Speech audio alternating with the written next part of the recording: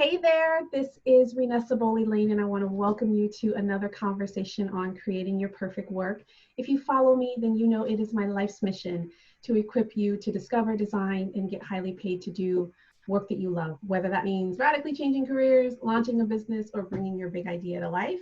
And so today I am super excited. I'm super excited about every conversation, but today I'm super excited because we're going to talk about the permission to pivot. Like, this entire series is around redesigning your success. And for a lot of us listening, a lot of you listening in, like, you had this idea or this plan or this thought of how you thought life was going to go, what you thought you were going to do, who you thought you were going to be. And you might be at a place where, it's time to do something different and you don't know what it looks like, or you might know what it looks like and you don't know how to get there, all that. But the whole idea of pivoting can be so challenging. Because it just challenges so many aspects of who we are. And so this conversation is going to be a really great peek into the life of someone who's gone through pivots. And there's so much that you get to learn from that as you think about those pivots for yourself. And so this amazingly regal woman that is sharing the screen with me is Paula Fontana. Is it Fontana or Fontana? It's Fontana, right? Okay. So Paula Fontana is just awesome. She is the Vice President of Strategic Programming and Initiatives for the National Black MBA Association. And so I'm so delighted to have her in this conversation. But let me tell you just a little bit about her.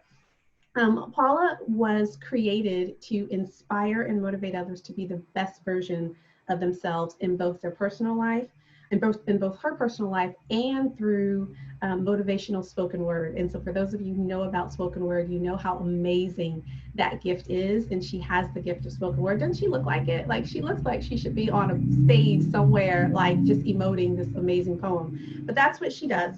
But she's also an amazing coach. She does programming and all of that. Again, as I mentioned, she's the Vice President of Strategic Programming Initiatives for National Black MBA. She worked in MBA career management for 9 years prior to doing that. So she's been with Emory University, she's been with other universities, and she's just been such a force for students who've gone in and were pivoting in their careers and elevating, in their leadership. And so if you're somebody in that space, like, Paula is your girl because she knows her stuff. And so I'm blessed to have her here just to be able to share her life, share advice. And I think you're just going to be able to resonate with her and land with her. And so all that being said, Paula, I'm excited that you're here. Thank you for joining us. And I look forward to kind of diving in. So thank you for being here. Thank you for having me. I'm excited to be here. So obviously this conversation this series is really around creating your perfect work. And when we talk about perfect work, obviously it's not about perfection. It's not that it's without challenge or risk or, all of those kinds of things. But perfect work is doing work that whether it's career, business, that, man, I'm born to do this. Like, this lights me up. This is part of the legacy that I want to leave behind. Like, those are all elements kind of perfect work. When you think about where you are now in your career, how do you know that the work that you're doing aligns with your perfect work?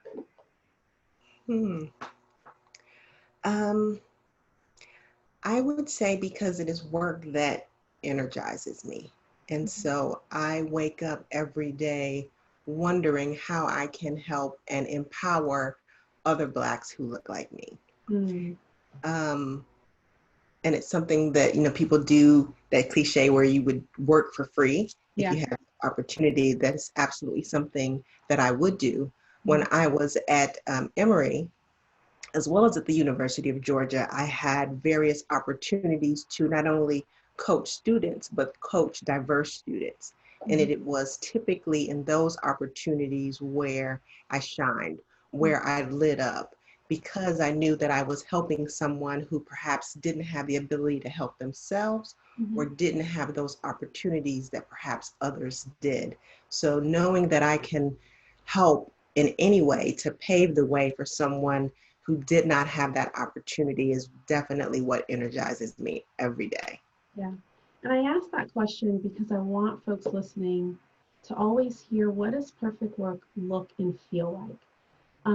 Because we question sometimes, is it time for a move?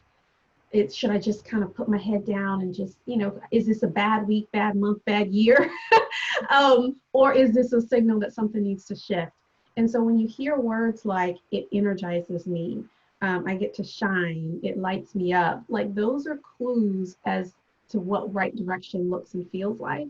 And so if you're waking up in the morning and it's like, oh, here we go, can I do it? Those might be signals of, another decision that needs to get made. And so that's why I asked that question so that people can hear. But Yeah. obviously, yeah. Actually, tap into that. And so having a tribe of people around you who know you and support you also can help with that particular idea. Mm-hmm. So I'll give you an example. I was actually interviewing for a different job at Emory when this particular position came up. Wow. And as I was interviewing for it, I was shoulder tapped by friends, a dean of the school even, who said, let me tell you something, while our students here love you, they don't necessarily need you. Mm. You light up a room when you are helping that diverse population. And so because he knew that this opportunity was coming and because he saw that light shine in me, he knew where it could shine even brighter. So Mm-hmm. having conversations and, like I said, a tribe to help support you and guide you and being open to that guidance and that support will also give you clues on when it's time to pivot when perhaps you weren't ready to do so. No, I think it's an important point. I'm glad you pointed it out, because a lot of us, when we do work, we can do our works, we can be so insular and so heads down, and when we're committed, women, we deliver, but it's like, I'm gonna do my work and I'm out. And we Mhm. don't take the time to connect with people. We don't take the time to be visible. We don't take the time for people to know who we are, that we exist. Because had the person not known Paula, not just know of her, but like know her, interact with her, get a sense for what lights her up, what she enjoys, and all that kind of stuff, they would have never known that, hey, there's an opportunity here that I think she'd be a perfect fit for.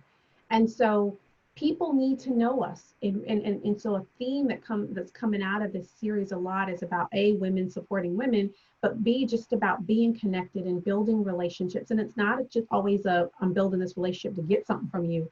Right. It's just that in being connected to other people, oftentimes your opportunities can come from left and you weren't even prepared for it. She wasn't looking, like Right. she was happy where she was. And we're going to talk about how that journey happens in a moment, but she wasn't looking for the role that she's in now, but somebody saw it, heard about it, and knew her, and knew, man, she needs to be, put her name in the ring for this opportunity. So let your light shine and let people see you, because that has a way of being able to bless you in opportunities that you had no idea was even coming your way. So Absolutely. awesome. So that being said, let's talk about how you got here, because you didn't start out on this path at all. Like, you had a completely different dream in mind. So rewind a couple Right. decades and let us know, when you first kind of came out of school or came out of college, whatever, what did you think you were going to be? What was plan A? Plan A. So for me, plan A through Z actually was to eventually be the chief marketing officer of a Fortune 500 company. Okay. So I got my MBA in. Dream big lately.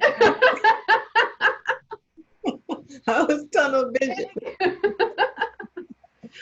So I got my MBA from University of Georgia in strategic marketing, and definitely saw the path through brand management. I was in analytics for a minute so that I could understand exactly, consumer needs and how to tie that to products. And so, again, tunnel vision on eventually getting to that C-suite for marketing. Okay. And it was only through a series of life events as well as an economic downturn that sort of forced me to think about a different industry. Okay. And, to be quite honest, that thought was only temporary. And I said, I will do this temporarily until the market picks up. And so let me look around and see who else could value my skill set. Okay. And So decided. what was happening in the market? So, because I want to break this down for folks. as they begin to think about what's happening in their own lives. Because you were going, this was happening to you at a market downturn. We're having a market downturn. So so there may be other people who are thinking like you're thinking, but at the time, like when you were in your kind of CMO being the goal, was that work that you felt like, man, I'm really excited about this. This lights me up. It energizes me. I shine. Like all the things that you said about now, is that how you were feeling then as well? So that is such an interesting question. So I did not feel lit up per se, but I was passionate about it. Okay. Help us understand the distinction. Right. So passionate about it because it's what I studied. And to me, when I looked at other people, other women that I wanted to emulate, the marketers they were the creative types. I considered myself a creative. And so again, it was something that I aspired to be. So the fact that I was doing work that was aspirational meant something to me. And then I also had the opportunity to work in the fashion industry, as well as consumer packaged goods. And so I could get excited and wrap my head around the product because I too was the consumer. Got it. Okay. So knowing that I could, it resonated with me and I could connect to it made me excited. Got it. And so what was happening in the market? Because now, hey, now you're doing work that you are excited about. And there's a lot of women listening that they're like, I like my role. I like my field. I can see myself, future pacing and climbing the ladder or whatever. What happened such that you ever even got to a point where you would consider something different? And it was market crash. Okay. And then, like I mentioned, I worked in apparel. And so we were making a lot of our products in the United States. Manufacturing in the United States, 2009 wasn't necessarily happening. It wasn't a thriving business. And so, of course, they laid off marketing departments during that time. And so that's sort of what forced me to say temporarily, I will do something different so that my family can eat, so that I can eat and be productive until the market turns back around. So that was the thought process there. Okay. And so then what do you decide to do temporarily? Temporarily, I decided to go back to my alma mater, University of Georgia, and work in their MBA Career Management Center for a couple reasons. So first of all, having been a student, I realized how important that role was. We didn't have the support that I thought we needed when I was in business school. And so being able to make a difference was important to me. So that's number one. And then number two, what helped me frame thing was I still considered it marketing. Okay. So I decided to look at it from the standpoint of the transferable skills that I have are that I know how to market products. And so now I'm helping students market themselves to employers. I'm helping them identify what their unique selling proposition is, helping them understand what the market needs. And so being able to tailor their messages, whether that be their elevator pitch, their resume reviews, their star stories, into a way that resonates with their end consumer. Perfect. So let me pause there, because I think that's a really, really important distinction for anyone that's thinking about pivoting. What Paula did in the pivot, even though it wasn't a voluntary pivot, it was a necessary pivot. She was like, okay, I saw it this way. She was able to then connect the dots between here's what I was doing in apparel or consumer, products or whatever. Now I'm going into higher ed, which is a different industry. And so some of you who are thinking about redesigning your success, if you're sticking in the career space and not starting a business or whatever, you might be going into a different industry. And then you've got to connect the dots on what you bring from where you are to why it is transferable, yes, but also why it's valuable in this other space. And so for her to even be able to speak the language, she didn't have higher ed experience. She didn't have like career coaching experience.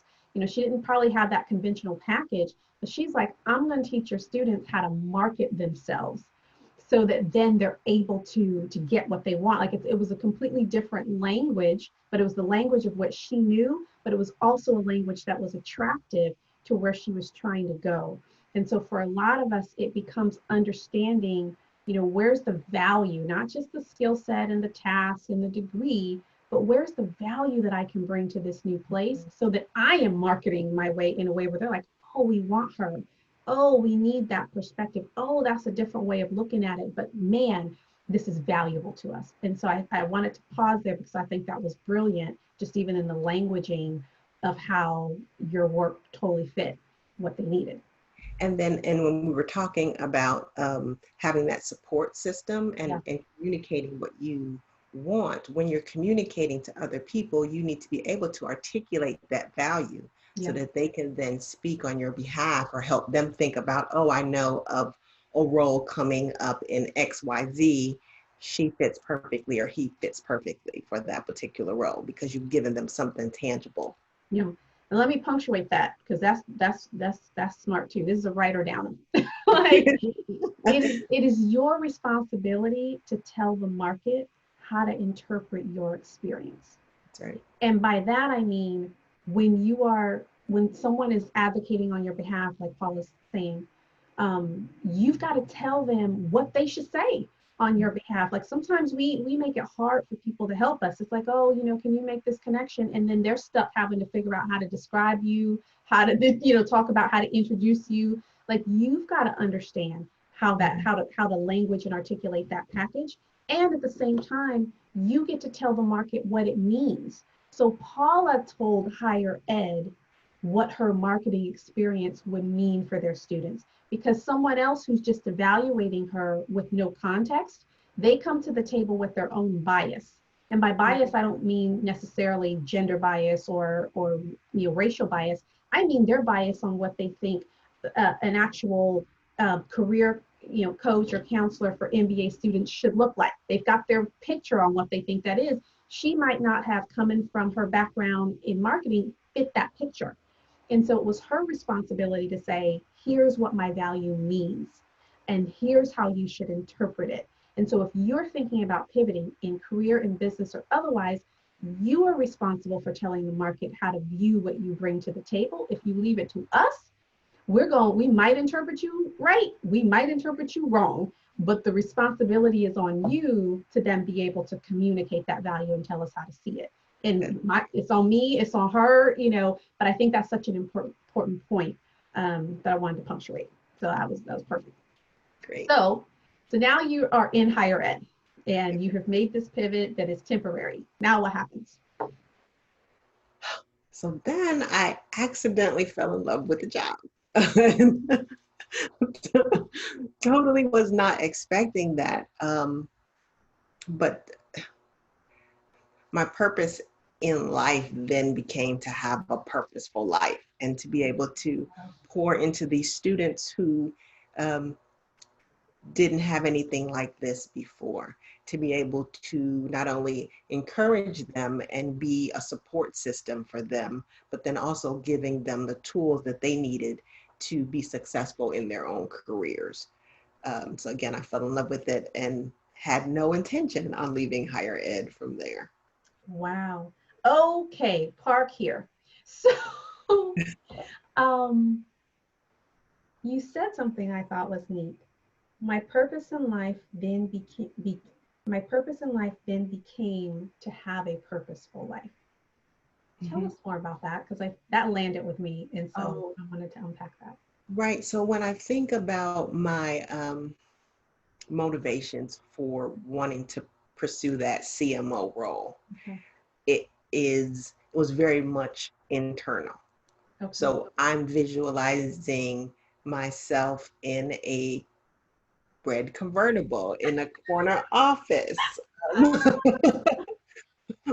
with, the latest styles and fashion, telling people what to do, having a big team, those types of things, large revenue generator. But it shifted when I was in higher education to now caring about my students making an impact. Wow. And helping them reach the careers that they want. So it became from the inward focus to outward, and how can I help other people? Wow. Wow. Like I feel that. I feel that. And I hope that folks listening in kind of connect to that too. And it Because was hard yeah. because the salaries in higher ed starting out, I assure you, are not what they were, and definitely not, the trajectory that I had in mind for myself. Um, but the altruism became just real and what mattered the most. Wow. I want to park there because for a lot of you listening, there's that tug, right? If success doesn't feel like success, because a lot of you listening, high achieving women, you're driven, you have goals. Sometimes the goals are our own, and sometimes the goals are somehow imposed or conditioned, or we're conditioned for them, right? So when you're talking about the internal reasons for CMO, I was all over that. The red convertible, I was like, oh, I want my high heel shoes and my briefcase. And when I was doing management consulting in New York City, I remember I was doing an internship, and I was interning, and the client was MTV, and I lived in New York City. And I mean, it couldn't get more fabulous on the outside than that. And I was like, ooh, I would stop on the corner, get my little roasted peanuts, and sashay my way to this horrible project. And it wasn't horrible in the sense that I had a bad boss or anything. I was just so bored. Like, I was so bored. But I had an office, and I was in New York. Like, I had those, and I was excited about those trappings. And there's nothing wrong with that. So there's nothing wrong with that. But there is something to be said when you tap into something that just kind of moves your soul, and it gives you purpose, and there's just something different about that. And then the question becomes, how do I monetize that? Right? And so for those of you listening in, you might be feeling that same tug, and there's something to be said about the tug. And a lot of times we accidentally fall in love with fulfillment. We accidentally fall in love with purpose. And then now purpose is here, and it doesn't let go. It's like this little thing that you're trying to shake off, but it does not let go. And now you got to figure out, how do I monetize that? Or how do I get highly paid for it? Or how do I, whether it's inside the career or outside of the career, like how do I begin to pull those pieces together so that I can get what I want from a financial perspective and really start to live about legacy? That's beautiful. So now you're not leaving higher ed. I am not, ever. But mind you, so tell us about, because at the time, this wasn't like the ideal commute and all this stuff. Like you were making some sacrifices to do this work. I was. So the commute for me was an hour and 45 minutes one way, and that was without traffic. And at the time, gas was about $4 something a gallon, and I had a Jeep Grand Cherokee. Oh, well, yep.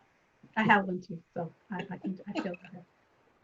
Yeah. So yes, it was quite the bit of a sacrifice. And then I had a young son at the time, and so not able to be there for all of his, monumental moments.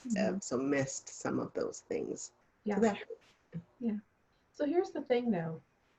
When you're driven by passion, there's lots of things that you'll sacrifice for the passion, for the purpose, for the meaning. It doesn't mean that it has to stay that way, because we're going to progress through Paula's story, and that shifted. There's a lot of things we sacrifice when we feel like we know this is the mountain that I was meant to climb. Now, you take all that commute, missing work, all this other drama, and you don't see a future in this role. Something needs to change. Something needs to change. And so you need to be getting something out the deal here, in order to, so if you got the passion, and some of these other things are less than, we can figure out the other things.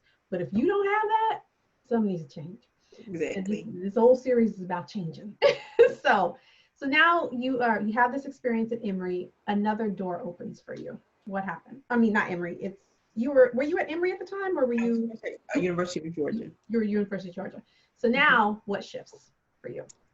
So then I go through a life change, I'll say, and went through a divorce. And so realizing that I was going to be a single parent, knew that I could not be an hour and 45 minutes away from my son. So looked for another role, and it was through networking, through a connection where I had a referral, to Emory for a similar role, and so eventually got that role where I could be closer to my son. So still as a career coach, still in higher education, but now with a population that I was not quite as familiar with. Okay. So I had been at University of Georgia, had grown to love that community since I was a part of it, and now sort of thrust into this new community, a new group of students that I had not, that didn't necessarily resonate with me right away. Mm-hmm. And so while the job was definitely the same, I had to learn how to immerse myself in the community, mm-hmm. adjust my style to fit this new style of student. Mm-hmm.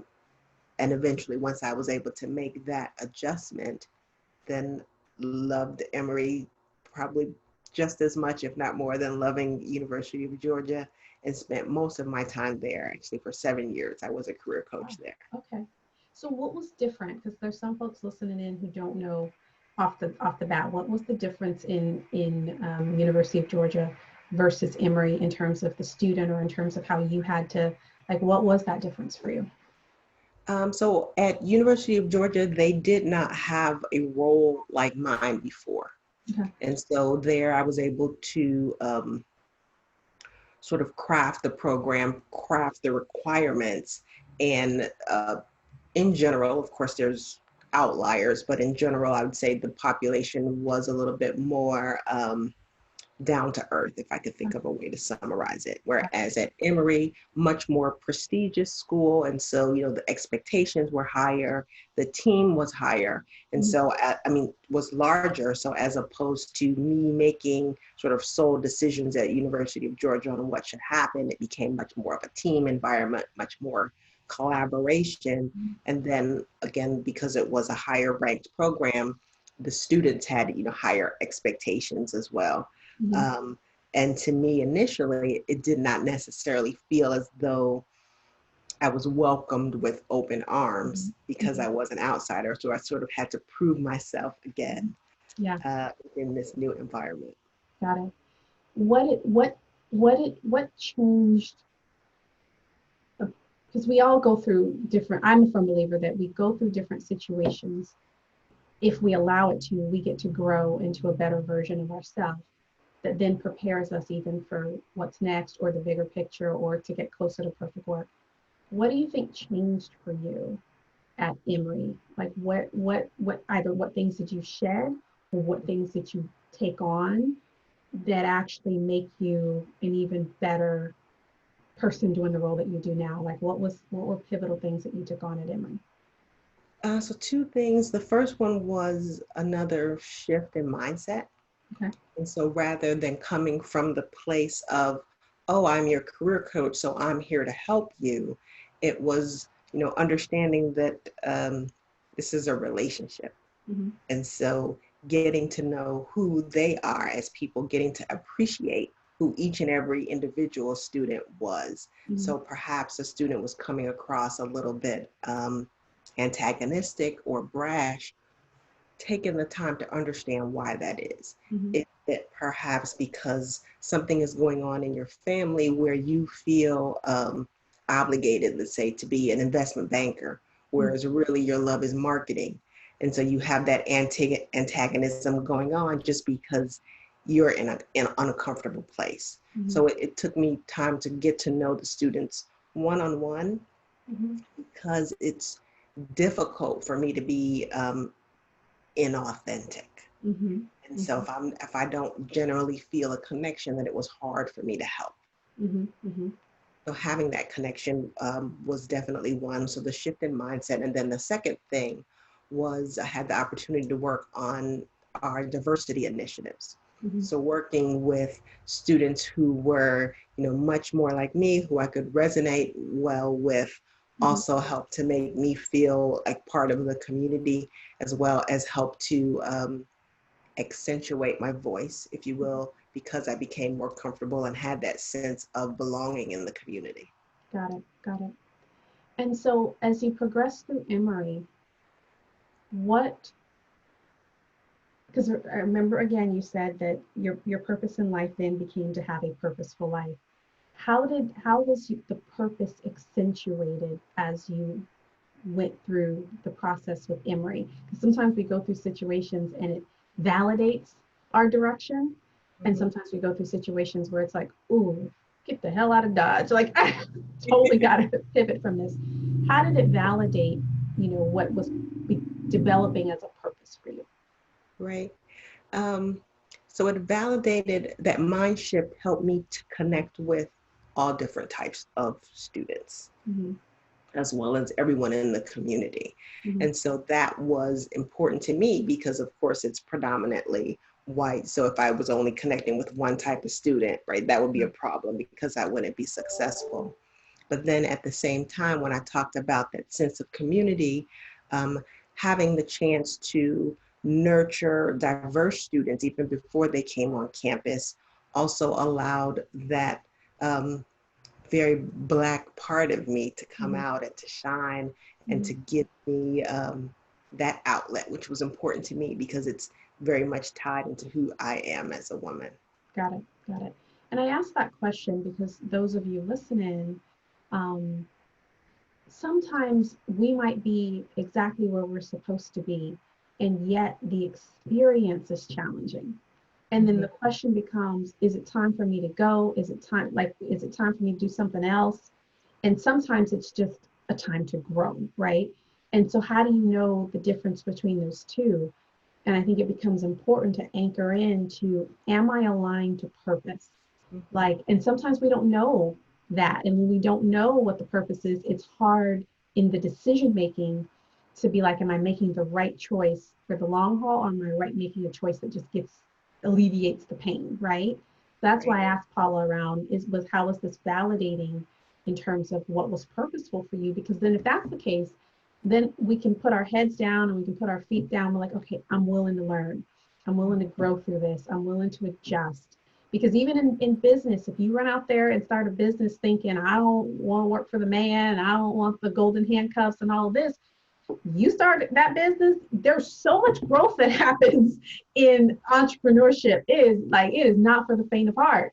And Right. if you're not building it from a place of purpose, there are things that you'll have to go through that you just may not be willing to go through.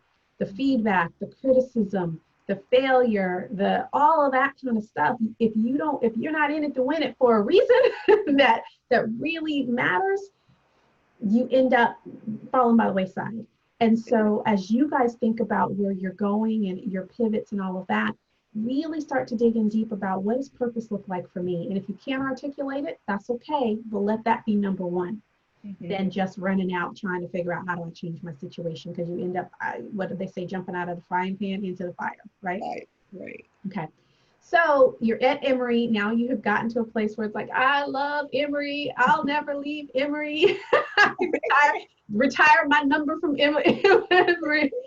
And then somebody taps your shoulder about something else. What Yes. happens? Yes. So I'm in the midst of working on all these diverse initiatives and making sure that, the diverse students are as successful as they want to be. And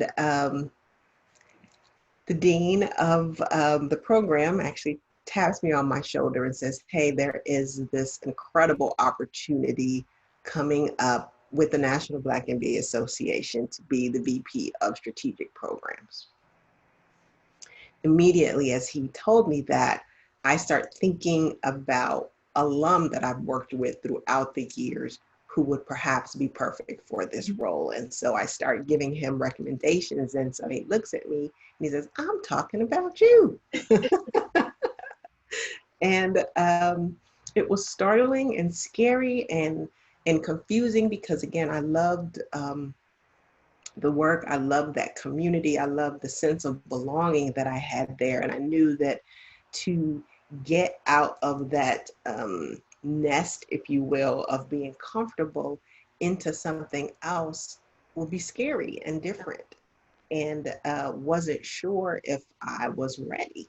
Mm, But he assured me that I was ready. And I said, okay, I will have a conversation with the CEO and just see how it goes. Now, of course, I was already familiar with the organization because I was responsible for bringing a group of students to the conference every year that National Black has. And it was during that conversation that I had with the CEO where we talked about the impact that I can have on not just a couple hundred students, but the thousands of members that we have within our association, the impact that I can have on creating initiatives and programs to help them grow, to help people who look like me, who may not have access to all of these amazing opportunities that the Emory students have. Eventually, that's what made it a no-brainer for me to decide to move to this new role where I can have an even greater impact than I did at Emory. Mm-hmm. And I think there are thousands of people who are so glad you did. But the point I want to highlight, or that landed with me, again, goes back to being driven and led by purpose.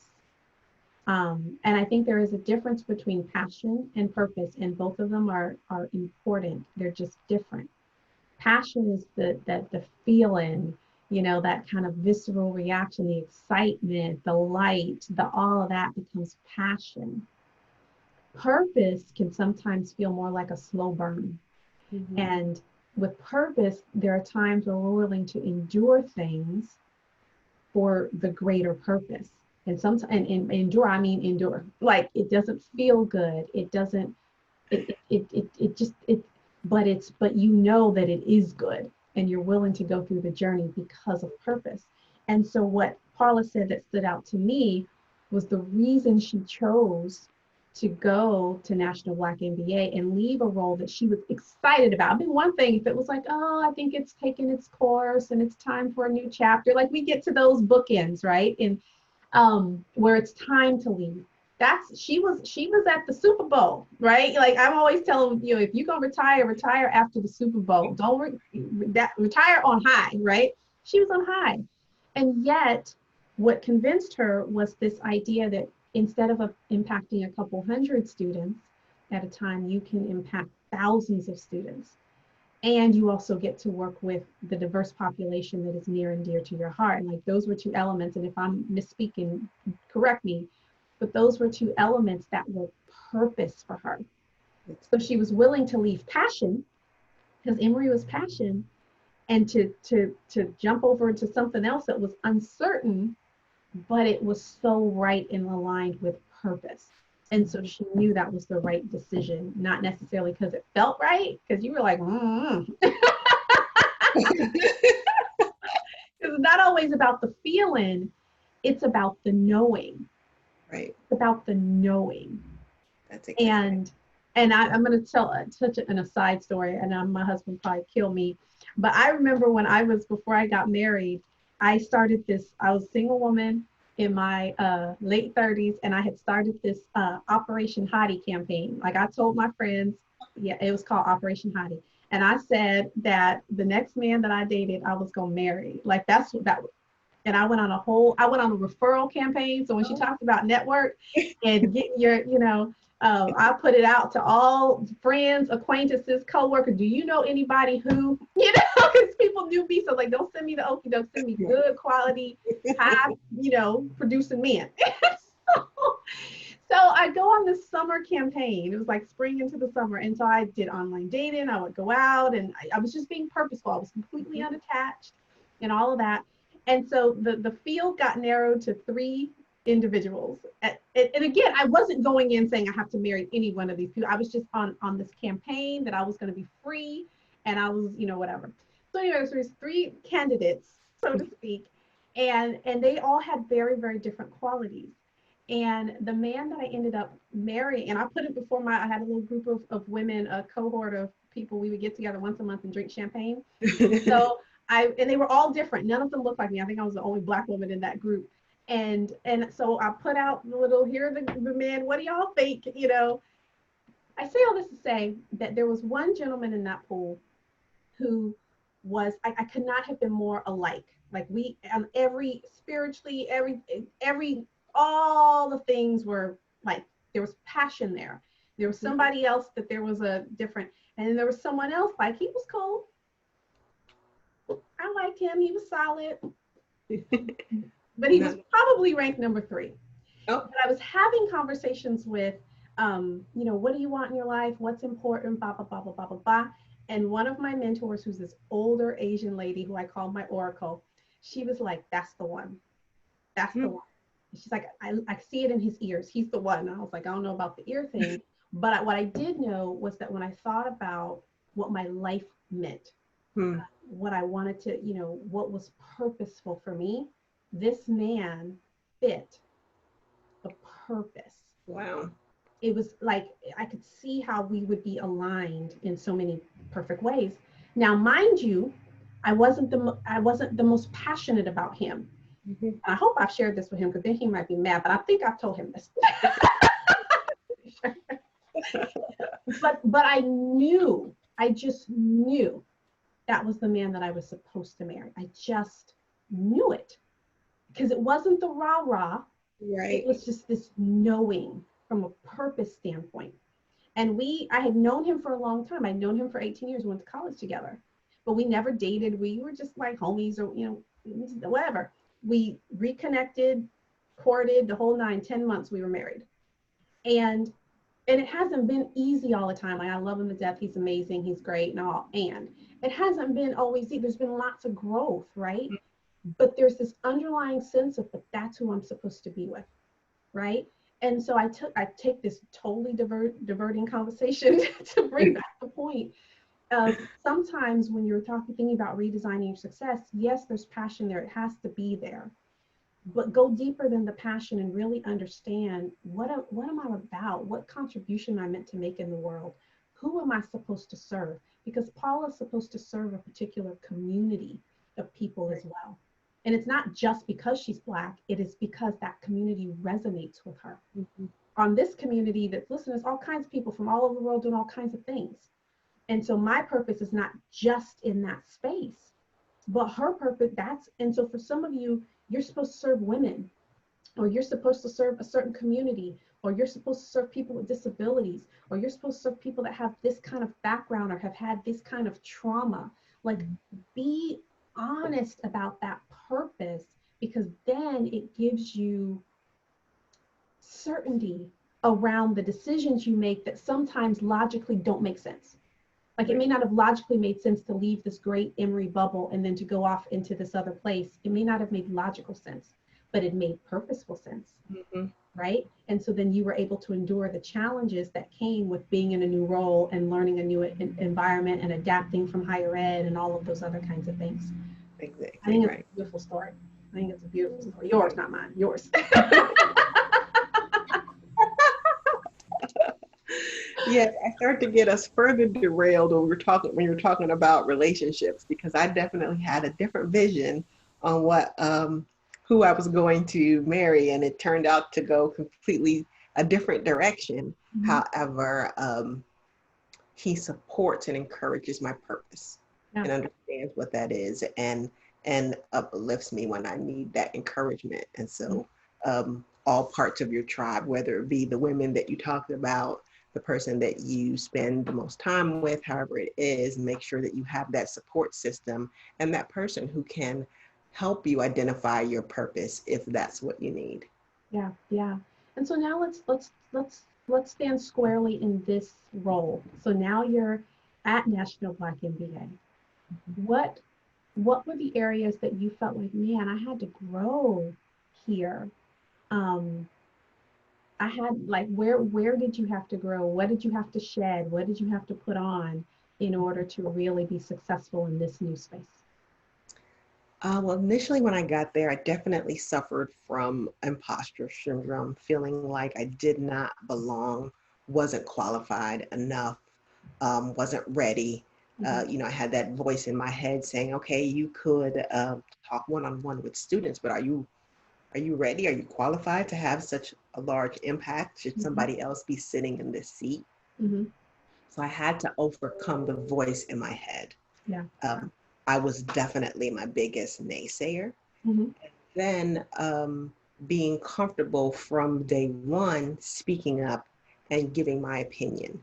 So my personality type I am an introvert. I usually have a tendency to sit back, observe, listen, take my time to understand the things that are going on around me before making my input known, but had to shed that and be ready to say, no, I have an opinion about this. This is what should happen, or perhaps this is why. So being comfortable with my voice right away is what was required in this role, and what I had to become pretty comfortable doing it quickly. Yeah, yeah. But what's interesting about that is for the population that you serve, for the members that you serve, um, that's what they have to do in order to be successful in their role. They have to get over imposter syndrome. They have to get over the doubts, the voices in their heads, the am I readies, all of that. They have to speak up and use their voice because they're stepping into the marketplace as leaders, leaders in companies, leaders in, you know, their own ventures or what have you. And so you ended up just getting to go first in order to be equipped Right. to be able to serve who you want to serve. And I punctuate that because for a lot of us, we'll step right into our perfect work. And it feels like we're stepping into a big old pool of mud.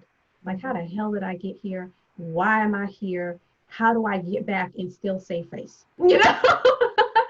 But in reality, just because it's hard doesn't mean it's not your perfect work. Just because it's hard doesn't mean that the decision to make the transition wasn't the right one, that the decision to make the pivot wasn't the right one.